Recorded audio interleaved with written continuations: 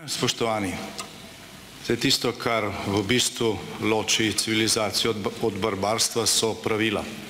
Vsaka civilizacija ima neka pravila, ki so naprej znana, po katerih uravnava svoje žitje in bitje, tako da posameznik ni izpostavljen samovolji tistih, ki imajo v rokah večjo moč.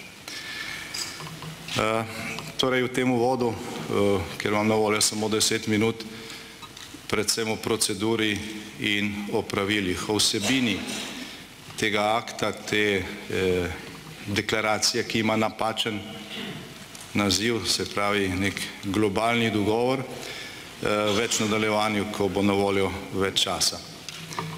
Za začetek pa je treba povedati, da gre za akt, ki ima lažen naslov, ker ne gre za globalni dogovor, da gre za akt, ki deli svetovno, evropsko in tudi slovensko javnost. In da gre za akt, ki mu, bom rekel, prepričljiva večina ljudi na Zahodu nasprotuje, se pa skuša kljub temu sforsirati tudi z trivialnim izgovorom, češ da gre za nekaj, kar nima pravne veljave. In da bo to sprejeto 10. decembra v Marakešu z aklamacijo, se pravi z ploskanjem. Kar je sicer res, ne poveste pa, da je 17. decembra ta resolucija na dnevnem redu Generalne skupščine OZN, kjer se bo glasovalo. Se pravi, gre za formalen akt, za katerega mora država po neki proceduri sprejeti stališča, tako da njena delegacija potem odloča na Generalni skupščini Združenih narodov. No in zdaj pogledajmo, kako je ta procedura najprej potekala v Sloveniji. Danes ima sejo Državnega zbora, kjer razpravljamo o tem aktu.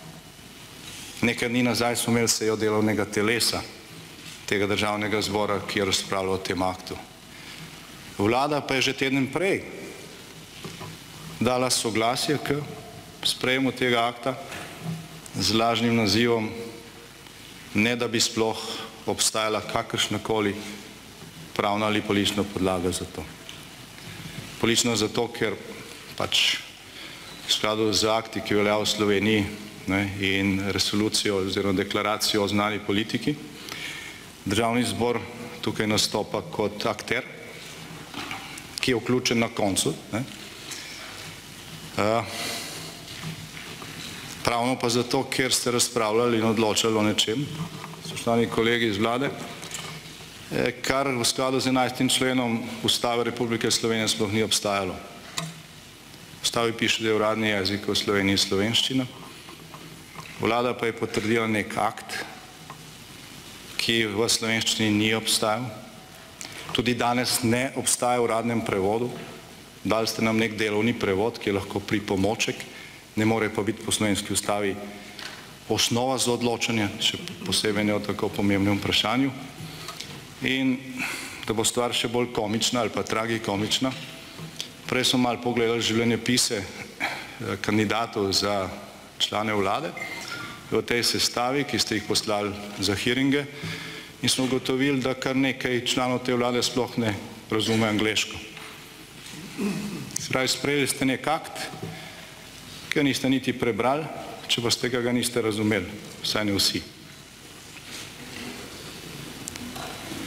Torej ne gre samo za vsebinsko vprašanje za ali proti temu, kar piše v tem aktu, ampak gre za to, da je bila uporabljena neka procedura, ki je protiustavna, protizakonita in proti vsem temeljnim principom vsake civilizacije. Rekli boste, oziroma rečeno je bilo, to je nepomembna stvar, neformalna zadeva, pravno ne obvezuje. Ni res, gledajte, ta tema je v ospredju razprav, vsaj na Zahodu. Ta tema je tema, ki vsak dan povzroči, da kakšna država odstopi, izstopi iz tega kroga. Govorjenje o tem, da 150 držav podpira ta akt, gledajte, to je tako kot časih, ko je Jugoslavija govorila v Generalni skupščini Združenih narodov, imamo neuvrščeni večino. Pa so sprejemali resolucije in obsojali Izrael, nič pa od tega potem ni veljalo, ker pač Varnostni svet Združenih narodov tega potem ni potrdil in to je organ, ki v OZN-u dejansko odloča o realnih ukrepih. Generalna skupščina seveda daje usmeritve in v tem tako imenovanem globalnem dogovoru so seveda usmeritve. In s tem dogovorom se države na, mislim, da 36 mestih, tiste, ki bodo za to glasovali, obvezujejo, da bodo nekaj naredile. Se pravi, so neke zaveze, ki so politične na začetku, kot vedno, pri vsaki resoluciji ali pa deklaraciji. Če je to sprejeto na Generalni skupščini Združenih narodov in bomo mi glasovali za to, so to obveze, ki članice OZN-a zavezujejo, in to se bo potem začelo prelivati v pravne akte. Nimam časa, da bi naštel na stotine primerov, ko je bilo temu tako.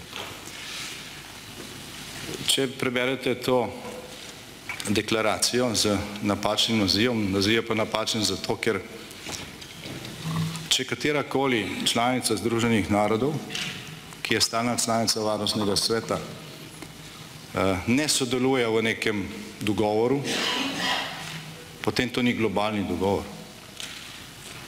Združene države, pravzaprav od samega začetka, ko je bil ta zadnji osnutek objavljen, ne sodelujejo. Za Rusijo in Kitajsko se ne ve.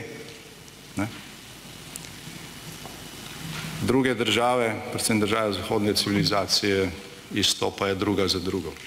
Včeraj je ena od koalicijskih strank v Belgiji sporočila, da tega ne podpira, se pravi, tudi Belgija tega ne bo podprla. Toliko o jedrnih državah Evropske unije, ki ne bi vse stale za tem. Po kongresu CDU-ja v začetku decembra v Nemčiji bo verjetno tudi ta država glede tega spremenila stališče in na koncu boste na nemško-francoskem vlaku samo še vi. Tako da, pamet v roke, preberite danes tekst, ki je tukaj, v njem boste našli vse, kar si kdo želi. Boste našli člene, kjer piše, da je vsaka država suverena, in boste našli člene, ki de facto izenačujejo ilegalne in legalne migracije, begunce in migrante. Termin illegal migration, ilegalne migracije, sploh ni uporabljen.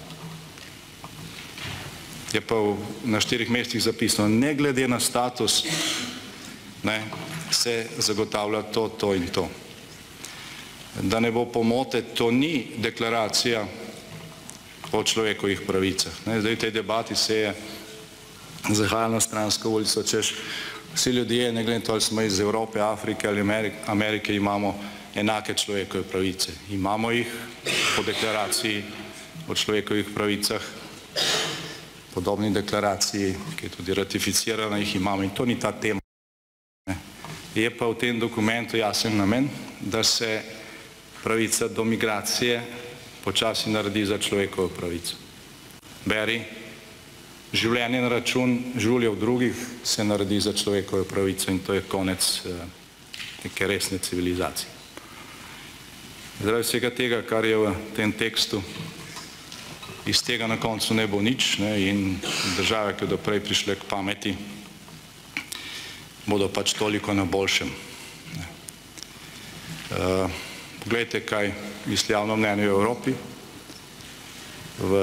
na celi zahodni polobli, tudi v Sloveniji, 70% ljudi v Sloveniji tega ne podpira in predlagam, da pač ravnamo pametno in da se vlada iz tega umakne. V nadaljevanju, ko bo več časa, pa tudi o tem, kako je do takšne vsebine prišlo in o tem, zakaj se je pred slovensko in v glavnem tudi pred celotno zahodno javnostjo končno besedilo toliko časa dokaj uspešno skrivalo. Hvala lepa.